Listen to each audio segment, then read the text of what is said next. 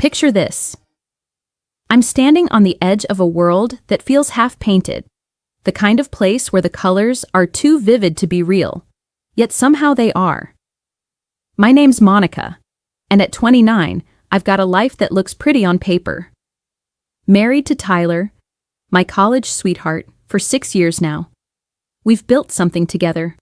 Routines, a home, shared laughter over burnt dinners. But if I'm honest, there's a quiet ache beneath it all. A space between us that's widened without either of us knowing exactly when or why. It's not something we talk about. We don't fight, not really. We just drift. Smiles come easy, but they don't always reach our eyes anymore. Tyler's always been the dreamer in our duo. While I'm the one who keeps the calendar color-coded and the bills paid, he's the guy who stares out windows, imagining a life untethered. For as long as I've known him, he's talked about the sea. Not just any sea, but the kind of endless, untamed expanse that makes you feel small in the best way. One day, Mon, he'd say, his voice soft with longing, we'll wake up to the sound of waves. Just you and me, I'd nod, half listening, thinking it was one of those dreams people tuck away with childhood toys. But this summer, after years of excuses and delays, we finally did it. We packed up, left the city's hum behind, and drove until the air turned salty and the horizon stretched blue. We landed in this quaint coastal town, the kind of place where the sand is so white it looks like powdered sugar, and the waves hum a lullaby that seeps into your bones at night. Our rental is a tiny thing, all weathered wood and creaky floors, but it steps from the beach. I can still feel the weight of our suitcases as we hauled them inside, the faint grit of sand already clinging to my sandals. Tyler was buzzing with excitement, practically bouncing as he flung open the curtains to reveal the ocean view from our window. "Look at that, Mon!" "It's like we're living in a postcard." His grin was wide, boyish, the kind I hadn't seen in ages. I smiled back, but it felt like a reflex. I wanted to match his energy, to feel that same spark, but there was a heaviness in my chest I couldn't shake. This trip was supposed to be our reset, a chance to stitch up whatever's been fraying between us. I'd pictured long walks on the shore, late-night talks with the sea as our soundtrack, maybe even rediscovering the way we used to look at each other. But even as we unpacked, me folding clothes into a wobbly dresser, him humming some off-key tune, there was this unspoken coldness. Not anger, not resentment, just distance. Like we're two people playing parts in a script we didn't write the first full day of our vacation, dawned with a kind of golden promise I hadn't felt in a long time. I woke up to the sound of waves crashing gently outside our little rental, the air already warm and tinged with that unmistakable salty tang. Tyler was up before me, standing by the window with a mug of coffee in his hand, staring out at the sea like it held all the answers he'd been chasing. I slipped out of bed, my bare feet cold against the creaky floor, and joined him, hoping to catch a piece of whatever magic he was seeing. "Ready for the beach?" I asked, my voice still rough with sleep. He nodded, a small smile tugging at his lips, and for a moment, I let myself believe we could find our way back to something real. We headed out after a quick breakfast, the sand warm and soft beneath our feet as we walked along the shore. The sun was climbing higher, its rays kissing my skin with a warmth that felt like a gentle embrace. I tilted my head back, closing my eyes for a second, just breathing in the ocean air, letting it fill me up. Tyler was a few steps ahead, crouching down every now and then to pick up a seashell, turning it over in his hands like it was some kind of treasure. "Check this one out, Mon," he called, holding up a spiraled conch with a grin. I laughed, jogging over to see, and for a little while, it was just us, giggling over the way the sand clung stubbornly to our toes, making little gritty patches on our skin. It felt light, easy, like the old days when a shared joke could carry us for hours. But even in those moments, I couldn't ignore the undercurrent of something off. Our laughter faded too quickly, replaced by stretches of silence that felt heavier than they should. I tried to fill them, tossing out small talk about the weather or the gulls wheeling overhead, but Tyler's responses were short, distracted. His eyes kept darting to his phone, tucked in his pocket, like he was waiting for something, or someone.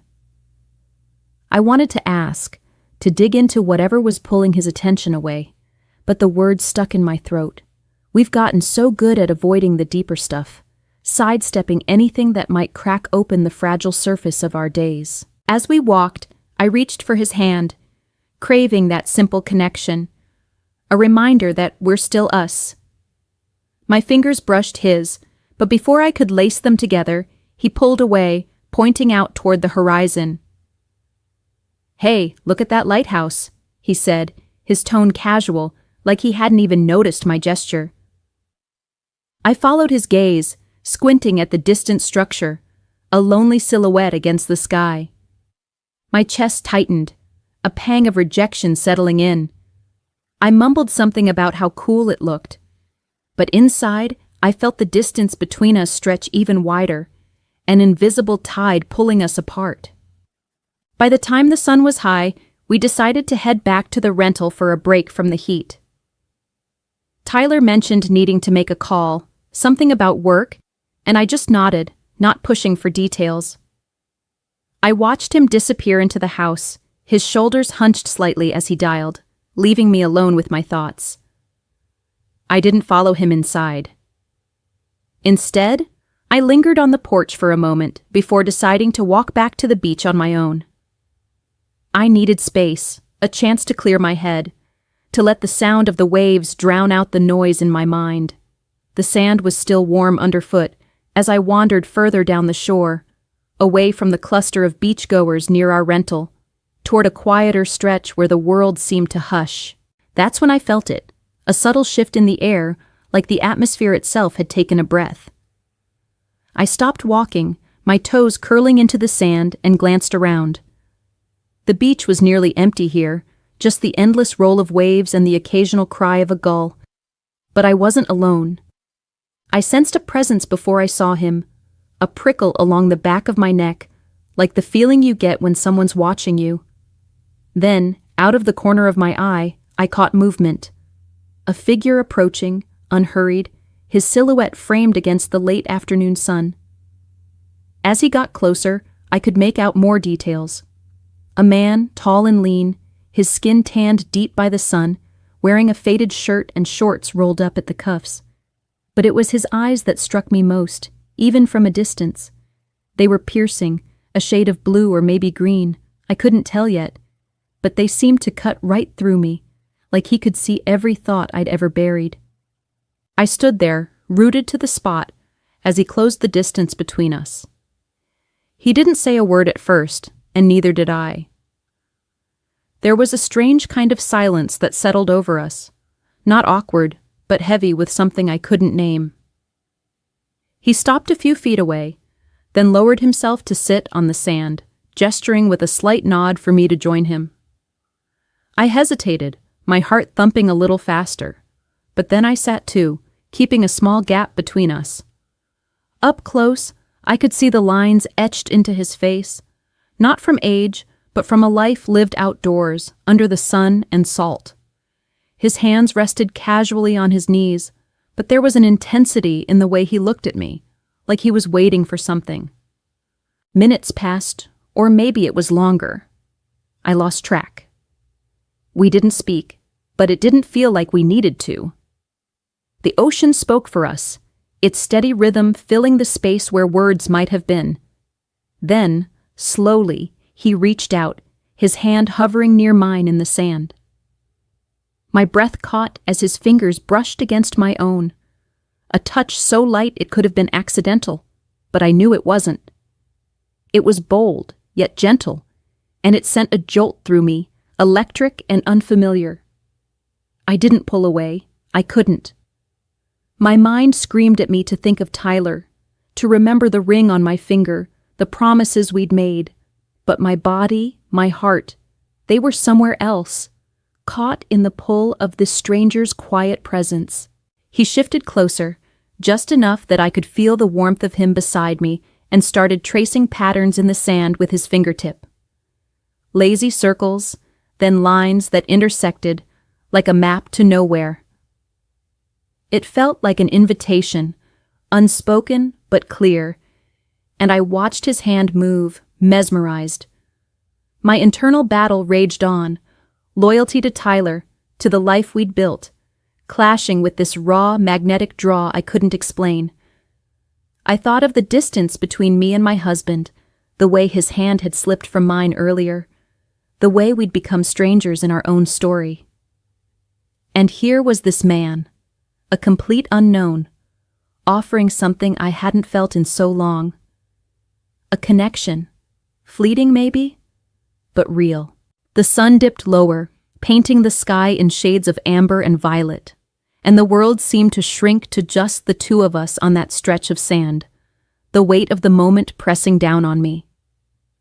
I don't know how long I stayed there, caught in the tension of what could be and what shouldn't. But eventually, I pulled myself back to reality. I stood, brushing the sand from my hands, muttering something about needing to get back. He didn't stop me, just nodded with that same unreadable look in his eyes, and I walked away, my heart pounding with a mix of regret and relief. The walk back to the rental felt longer than it should have, each step heavier with the burden of what I'd almost let happen. By the time I slipped through the door, the sky had darkened, and Tyler was already asleep, his breathing steady in the dim light of our bedroom. I lay beside him, staring at the ceiling, unable to quiet the storm of thoughts. Guilt for what I'd felt, defiance for wanting to feel it, and a gnawing fear that I'd crossed a line I couldn't uncross, even if only in my mind. The next morning, I woke before the sun had fully risen, my body restless, my mind already replaying the events of the day before. I slid out of bed quietly, careful not to wake Tyler, and padded barefoot across the creaky floor to the tiny kitchenette in our rental. The air was cool, carrying the faint scent of salt through the cracked window, and outside I could hear the gulls calling, their cries sharp against the soft murmur of the waves. I set about making coffee, the mundane task a small anchor in the chaos of my emotions. I measured out the grounds, the spoon clinking against the jar, and watched the dark liquid drip into the pot, each drop a tiny reminder of normalcy. But there was no normalcy inside me. My chest felt tight, like a storm was brewing there, a mix of shame for the way I'd been drawn to that stranger and a stubborn flicker of defiance that whispered I deserved to feel something, anything, after so long of feeling numb. Sunlight began to stream through the window, casting golden streaks across the worn countertop, illuminating the dust motes floating lazily in the air. It was beautiful, serene, the kind of morning that should have felt peaceful, but it only sharpened the contrast with the turmoil churning in my gut. I gripped the edge of the counter, my knuckles whitening, trying to steady myself against the flood of memories from the beach. The stranger's touch, the weight of his gaze, the way I'd lingered too long in that forbidden space. I told myself it was nothing, just a moment of weakness, but the guilt gnawed at me, a relentless little voice asking how I could even think of betraying Tyler, even if only in thought. As the coffee finished brewing, I turned to grab a mug from the shelf, and that's when I saw it. Tyler's phone, sitting on the counter, screen facing up, unlocked. A message glowed on the display, the words stark against the bright background. My breath caught in my throat as I leaned closer, almost against my will, drawn by a curiosity I couldn't suppress. The text read, "She's already at the beach. You know what to do." My stomach dropped, a cold, sick feeling spreading through me like ice water in my veins. Who sent this? What did they mean by, "you know what to do"? Was someone watching me yesterday? Did they see me with that man on the shore? My mind raced, spinning through a dozen possibilities, each more unsettling than the last. I stood frozen, staring at the screen, the coffee forgotten, the gulls' cries outside now sounding like warnings I hadn't heeded. I didn't touch the phone, didn't scroll to see more, though every part of me screamed to dig deeper. Instead, I backed away, my hands trembling slightly as I poured the coffee, the hot liquid sloshing a little over the rim of the mug. My thoughts were a tangled mess, looping back to Tyler. Did he know something about yesterday? Was this message tied to me at all? Or was it something else entirely? Something unrelated to my moment of weakness? The uncertainty clawed at me, and I couldn't shake the feeling that I was standing on the edge of something much bigger, something I wasn't prepared to face. I took a sip of the coffee, the bitterness grounding me for a fleeting second, but my mind was already spiraling again. That message on Tyler's phone, it kept replaying in my head, each word sharper than the last. She's already at the beach. You know what to do. It felt like a puzzle piece that didn't fit, a jagged edge in the picture of our life that I couldn't smooth out. I needed answers, but the thought of asking Tyler directly made my stomach twist. What if I was wrong? What if I was right? The day unfolded with a strange, forced normalcy.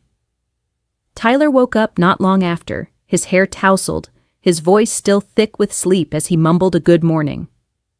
I forced a smile, my lips tight, and handed him a mug of coffee, watching his face for any sign of something, guilt, secrecy, anything. But he just thanked me, his eyes barely meeting mine before he turned to look out the window at the sea. How about we split up for the afternoon? He suggested suddenly, his tone casual, almost too casual. You can explore the town, maybe check out those little shops you mentioned. I've got some stuff to take care of.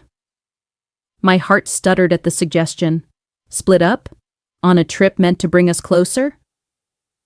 I nodded, though, keeping my voice light, agreeing like it was no big deal, but inside, suspicion coiled tighter around my chest. Why did he want space now? What stuff did he need to handle? As I wandered the narrow streets of the coastal town later, the quaint storefronts and salty breeze barely registered. My mind was elsewhere, dissecting every interaction with Tyler since we'd arrived. I thought about how often he'd stepped away to take phone calls, always just out of earshot, his voice low and clipped when I'd catch fragments of it on the wind. I remembered the way he'd turn his phone face down on the table, a small gesture I hadn't thought much of until now. And those smiles of his, God, they'd started to feel so rehearsed, like he was performing for an audience of one. Every laugh, every glance, it all seemed calculated, as if he was hiding something behind that familiar face I'd loved for so long. I stopped by a small cafe, ordering an iced tea just to have something to do with my hands, but I barely tasted it. My thoughts kept circling back to that stranger on the beach. What if he wasn't a random encounter? What if Tyler knew him somehow? What if that cryptic message I'd seen was meant for that man, an instruction, a plan? The idea felt absurd at first, like something out of a bad thriller, but the more I turned it over in my mind, the more it gnawed at me. What if Tyler had orchestrated that moment, set it up to test me, to see how I'd react? Or worse, what if it was something darker, something I couldn't even begin to understand? My fingers tightened around the cold glass, the condensation slick against my palm as paranoia took root, spreading like wildfire through my veins. I needed more to go on, something concrete. When I got back to the rental later that day, Tyler was in the shower, the sound of water running a steady hum through the thin walls. His phone sat on the bedside table, unguarded, tempting. My pulse raced as I crept closer, glancing over my shoulder to make sure the bathroom door was still closed. I picked it up, my hands shaky, and unlocked it with the passcode I'd known for years. I scrolled through his messages, expecting to see something new, some follow-up to that chilling text from earlier, but there was nothing. Just the same old conversations with coworkers, a group chat with his buddies, mundane stuff. I was about to set it down, feeling a mix of relief and frustration, when I noticed something in his contacts. A name, or rather, a label, that made my blood run cold. Beach Plan. No first name, no last name, just those two words staring back at me like a taunt. My thumb hovered over the contact, the urge to call the number almost overwhelming, but the sound of the shower shutting off snapped me back to reality. I set the phone down quickly, my heart hammering in my chest, and stepped away just as Tyler emerged, a towel slung around his waist, oblivious to the storm raging inside me. The last day of our vacation arrived with a sky so clear it felt like a mockery of the murkiness in my mind. I woke up early again, the weight of unanswered questions pressing down on me heavier than ever. As I lay there, listening to Tyler's steady breathing beside me, I made a decision. I wasn't going to confront him, not directly. I didn't have the courage, or maybe I didn't want to shatter whatever fragile illusion we were still clinging to. Instead, I'd leave hints, little breadcrumbs to see if he'd pick them up, to gauge if he knew more than he was letting on. I needed to know if I was spinning conspiracies out of thin air, or if there was something real behind the unease that had settled into my bones. We started packing our bags in silence, the air between us thick with things unsaid. I folded my clothes methodically, each crease a small act of control in a situation that felt anything but. Tyler was across the room, stuffing his things into his duffel with a kind of absent-minded haste, his movements jerky, like his mind was elsewhere. I glanced at him, then casually said, "You know, I keep thinking about that quiet spot on the beach, the one further down from here. It's funny how some places just stick with you." My voice was light, almost offhand, but I watched him closely, searching for any flicker of recognition, any sign that the mention of the beach meant something more to him. His hands paused for a split second, just a fraction of a moment, before he resumed packing, his face unreadable. "Yeah, the beach was nice," he muttered, not looking at me. It wasn't much, but it was enough to make my pulse quicken, to wonder if I'd struck a nerve. The silence returned, heavier now, as we finished gathering our things. I moved to the window, staring out at the ocean one last time, its endless expanse a mirror to the uncertainty I couldn't shake.